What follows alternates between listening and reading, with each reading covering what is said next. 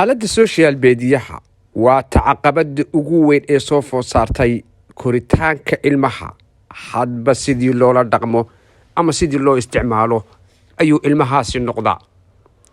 beryahanba waxaa aad u soo badanaya ilmaha isticmaala TikTok iyo aaladaha kale ee social mediaha, isla markaana si weyn ay uga dhex muuqdaan, gaar ahaan ilmayaasha Soomaaliyeed ee ku nool qurbaha iyo weliba dalkii.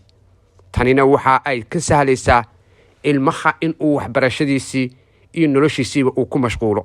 marka loo yimaado qurbaha, ilmo badan ayaa waxaa jira khatar ugu jira haddii aan social mediaha lagu kantaroolin oo aan laga ilaalin in markaasi ay khatarteeda leedahay. cid ku baran karaan, ummad kale ku baran karaan, ilmo ka weyn ku baran karaan, iyo weliba iyaga oo ruuxaantii dhinaca waxbarashada iyo aqoonta diinta iyo maadigaba ruuxaantii aad uga fogaada. haddaba waalidiin fara badan ayaa waxa ay yihiin kuwo iyagu raalli uga ah ilmahoodu in marka uu gaadho 10, 9, 8 sano u soo iibiya telefoonkii ugu qaalisanaa, iyaga oo markaasi ku sharfa ilmahooda.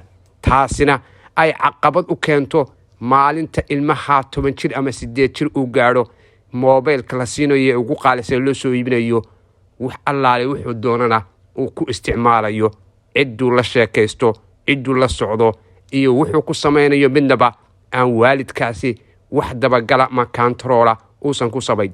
iskuuladana ay aad uga xadhaan oo waxbarashadoodu ay noqoto mid aad u hooseysa. maskax ahaan iyo aqoon ahaan iyo cilmi ahaanba ilmaha way la hadhaa aaladda social mediaha. taas waxaa dheer waalidkii isagu ilmaha halkuu ka barbaarin lahaa, qaarkood ay iyagii laftigooda ku mashquulaan social mediaha, ilmuhuna uu u noqdo mid iyaga daawada. hadba qaabka aad u socoto ayaa ilmahaaguna u socda. waalidka Soomaaliyeed ee ku nool qurbaha waxaan ka codsanayaa in ruuxaantii ilmaha ay la saaxiibaan, lana socdaan dhaqdhaqaaqooda social mediaha, waxyaabaha ay markaasi daawanayaan, cidda ay la sheekaysanayaan, iyo waxa ay markaasi ku jiraan.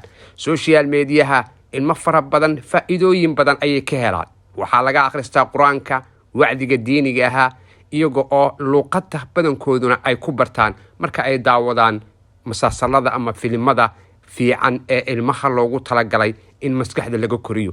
haddaba waalid, adiga oo si degan oo wanaagsan ilmahaaga baaritaan ugu samaynaya, la saaxiib. waynu ognahay inagu dad dhiikar qaba ayaynu nahay, caruurtana dhibaato ayaynu u geysanaa.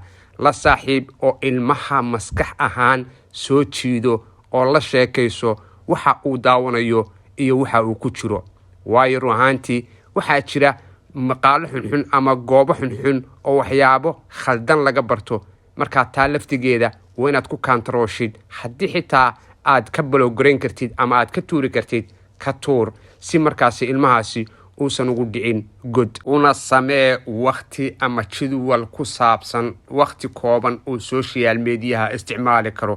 tani waa sirta guusha waalidiinta Soomaaliyeed oo looga baahan yahay in mas'uuliyadooda waalidnimo, aabe iyo hooyo ku doonaba ha ahaadee, uu ka soo baxo. allah idin barakeeyo dhammaantiinba. guulaysta ubadka iyo qoysaskana allah ha inoo barakeeyo. inta aan haysan ubadna alle subxaanahu wa tacaala ubad khayr qaba ha ugu deeqo. mahadsanidin.